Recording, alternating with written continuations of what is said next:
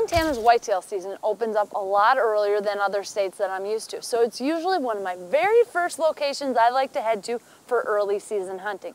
Now, I had taken a beautiful mule deer last season with Powder River Outfitters, so this year, well, I was kind of hoping for one of those big whitetails. And the other really cool part, well, some of these bucks were still in velvet, and I've never taken a velvet buck, so I was really excited to maybe have a crack at them.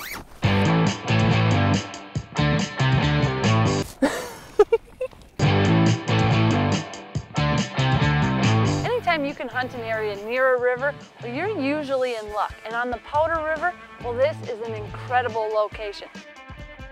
We're all set up, ready for our afternoon sit here. We've got only 18 yards right to the fence post. We've got 17 yards to the watering hole. And we've got 20 yards right to this hole. So anywhere they pop up, they should be close, and we can see them coming from a long way off.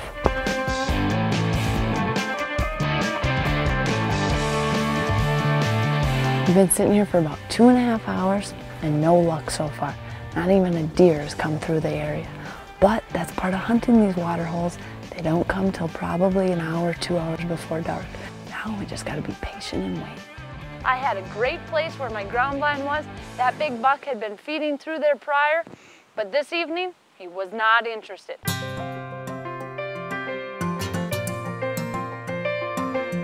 We're set up this morning right off an alfalfa field, and we've got some water in front of us. So in the mornings, we're gonna try to sit in blinds. Midday, try to do a little spot and stock, and maybe for the evenings, hit the alfalfa fields.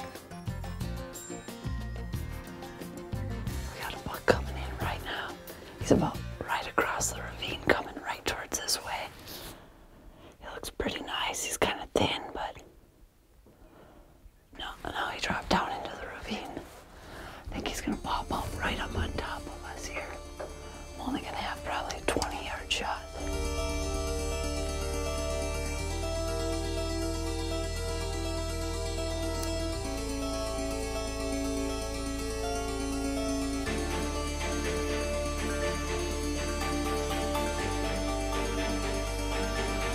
Looks like he wants a drink, but he's just not quite sure of it.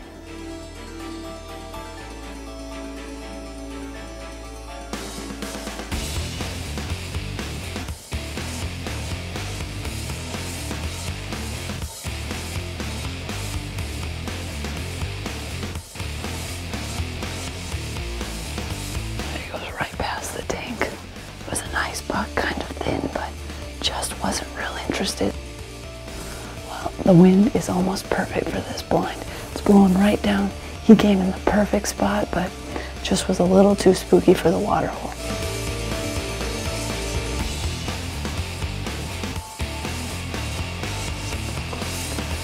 Just a little guy.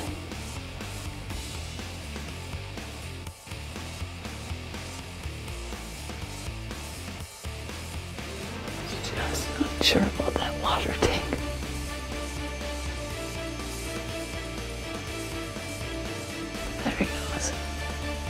Well, that shows you how spooky these bucks are. This buck just got scared away by the creaking of the windmill. Melissa goes on a spot and stalk when Winchester's deadly passion returns. We're set up about 400 yards off an alfalfa field, hoping to catch these muleys coming from the food to get a drink of water before they head to bed. Surprise, surprise, a whitetail shows up. Nice buck, but not quite a shooter, and really never presented a good shot. We're gonna head out of here, ease our way out, maybe look for some bigger bucks along the way, and set up a ground blind for the evening hunt. So we're right behind the hill. We've got 3 muleys bedded on the opposite side. And we've come all the way around, checking the wind, and we've got a pretty stiff breeze here, so that'll be good. Cover some of our sound, and it's swirling right in here. I'm thinking with the way this is set up, the wind's blowing this way, but it might be a different story on the other side. So we're just gonna go slow, glass as we go, and see if we can find them.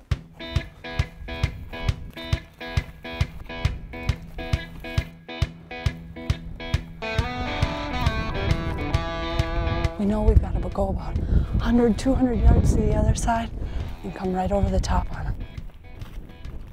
There he is. Get down, get down, get down.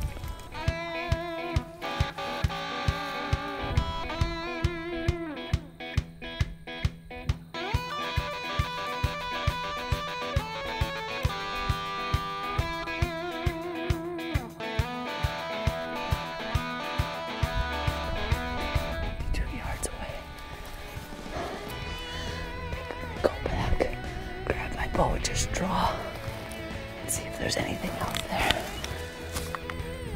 Oh, there's another one. There's two.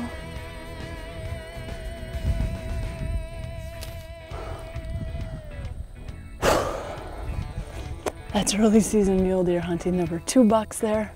I knew there had to be more than just the one, but unfortunately they're both small. Overall, 1 more stalk down and hopefully only a couple more to go. When you're hunting mule deer, one of the tough parts can be trying to get in close. But once you do finally get in close, the absolute hardest part can be trying to make them stand so you have a good shot. And this is exactly what I was running into. We had made a long stalk, saw a beautiful buck, and all you could see was his antlers. Now I'm talking we are inside 20 yards, so I know if at any moment I make a sound, this buck is gonna blow out of there because I've kind of invaded his space. So I made sounds like a cow. I threw a rock, bah! And finally the buck stood, but he did not stand long. He got up and immediately bolted.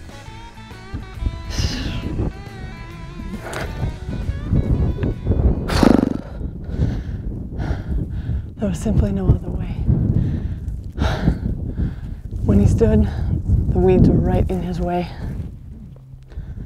He's the only one there, and it was worth a try.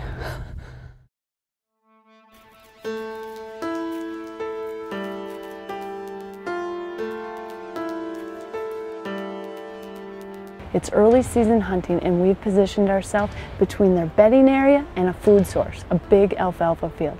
Now there's been a huge whitetail spotted coming in and out of this way. And the best part, all the deer are funneling out of the same point in the woods. So I set my ground blind up in cover, hopefully to get every buck that comes from their bedding area to the food source.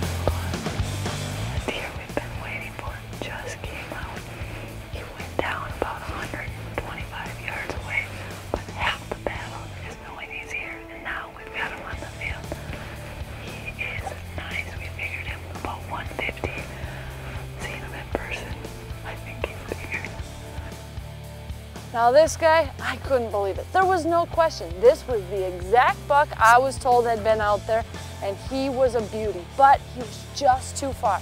And he was not interested in coming my way. I knew that he was probably gonna take the shortest point from the thick cover out to the field, and he messed around a little, but never once came my direction. A whitetail that big still in velvet. You don't see that every day.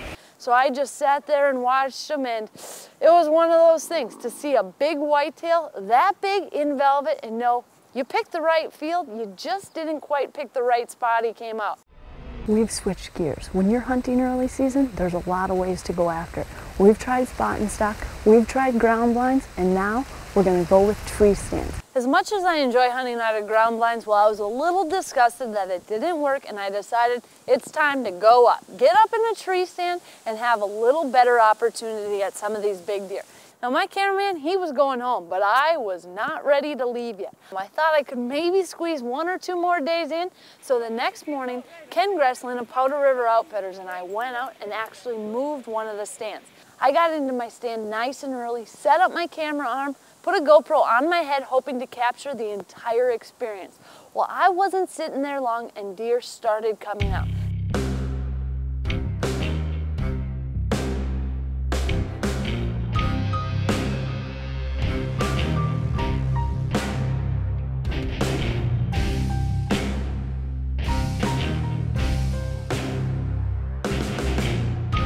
As as I was sitting there, I looked up and coming straight down, well, there were deer on the way. Now, one of them, well, it was the big buck I had seen before. He had super gold coat and he was just beautiful.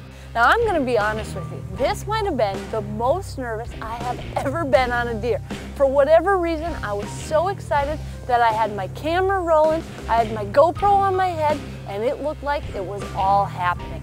Well, that's one of the most exciting times of any hunting experience. Now, it didn't look like I got a ton of penetration and I was a little nervous. Well, we waited till the next morning and we found my arrow.